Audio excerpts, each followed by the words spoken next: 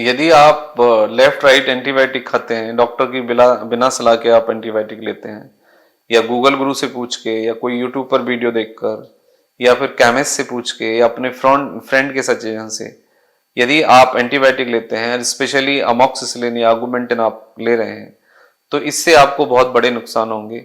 इस तरह से एंटीबायोटिक लेना आपके स्वास्थ्य के लिए हानिकारक है, और आप एंटीबायोटिक और पेन किलर आपके गट के, लिवर के, पेनक्रियाज के दुश्मन है। इससे आपको बहुत बड़ी प्रॉब्लम्स होती हैं। तो इस तरह से एंटीबायोटिक लेना बिल्कुल गलत है और ये आप ना करें। मैं आपका दोस्त डॉक्टर सुनील कुमार और आप देख रहे हैं doctor Kumar education clinic. I am post doctorate in clinical medicine and the metabolic science. Last 2 decade से साउथ दिल्ली छतरपुर में क्लिनिकल हेल्थ फिजिशियन में प्रैक्टिस कर रहा हूँ। तो अभी हम बात करेंगे कि ऑगुमेंटिन या अमॉक्सिक्लेव का जो गलत यूज है उससे क्या क्या प्रॉब्लम हो रही है। देखो, लॉन्ग टर्म तो क्या होगा वो एक अलग बात है, लेकिन आपको इमीडिएट इफेक्ट से भी बहुत सारी प्रॉब्लम्स होती हैं जिन पे आप ध्यान ही नहीं देते हैं। लॉन्ग टर्म तो ये हो सकता है कि आप यदि एंटीबायोटिक खा रहे हैं लेफ्ट राइट, तो एक टाइम के बाद आपके ऊपर एंटीबायोटिक काम ही नहीं करेंगे, और यदि एंटीबायोटिक काम नहीं करेंगे, सपोज आपको यूटीआई हो गया, मतलब पेशाब की नली का इन्फेक्शन, या फिर आपको टाइफाइड हो गया, या आपको टीबी हो गई, तो आपका ठीक होना मुश्किल हो जाएगा। आप देखेंगे दुनिया भर में टीबी की दवाइयों में जो एंटीबायोटिक हैं वो काम नहीं कर रहे लोगों को, और इस वजह से बहुत सारे लोगों को टीबी ठीक नहीं होती है और लोगों की डेथ हो जाती है। तो एंटीबायोटिक रेजिस्टेंट एक बहुत बड़ी प्रॉब्लम होती है कुछ लोगों की बीमारी को मैनेज करने में। आपने देखा होगा बहुत सारे लोगों को हर साल टाइफाइड हो रहा है, बहुत सारे लोगों को हर तीसरे महीने में यूटीआई होता है, बहुत सारे लोगों को बार बार टीबी होती है। इसका सीधा सा मतलब यह है कि आपके शरीर पे अब एंटीबायोटिक ने काम करना बंद कर दिया है। अब या तो कुछ नए एंटीबायोटिक्स मॉलिक्यूल आए, या फिर आप ऐसे ही जिएंगे। तो सबसे ज्यादा जरूरी है आपके लेवल पे कि आप antibiotic without A prescription, without A qualified doctor and without a need आप ना लें।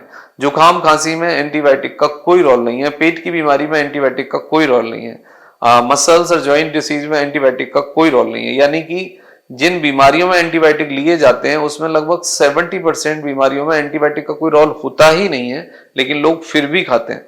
लोगों को लगता है कि ये प्रॉब्लम कुछ इन्फेक्शन हो गया उस कारण हुआ है, बट ऐसा नहीं होता। वायरल फीवर में एंटीबायोटिक का कोई रोल नहीं है, सीजनल फीवर में एंटीबायोटिक का कोई रोल नहीं है, लेकिन लेफ्ट राइट लोग एंटीबायोटिक खाते हैं।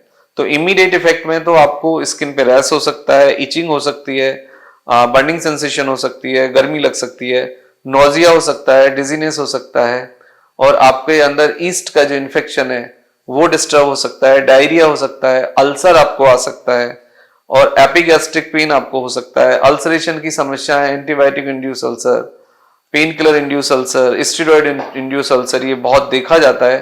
किडनी की प्रॉब्लम्स हो सकती हैं, ब्लोटिंग हो सकता है, और जो गट का पीएच है वो बदल जाएगा, और गट का पीएच बदल जाएगा तो आपके अंदर एच पायलोरिक के एक्टिव होने के या बैड क्वालिटी ऑफ बैक्टीरिया के एक्टिव होने के चांस बढ़ जाएंगे, और आपका पीएच चेंज होगा। इससे आपका मूड भी डिस्टर्ब होगा और भी दूसरी प्रॉब्लम्स होंगे। तो no to antibiotic without a doctor suggestion. जब इमरजेंसी है, जब बहुत जरूरी है, जब डायग्नोस्ड हो गया है टेस्ट के द्वारा कोई इन्फेक्शन, तो ही एंटीबायोटिक लेना है। And take a selective antibiotic जो आप पे काम करे। रैंडम एंटीबायोटिक मत लीजिए। Random antibiotic like ciprofloxacin, ofloxacin, amoxicillin, cephalexin, levofloxacin, इनका रैंडमाइज यूज होता है और केमिस्ट भी इसको पुश करते हैं। तो इससे आपको बचने की जरूरत है। Thank you very much and take care yourself.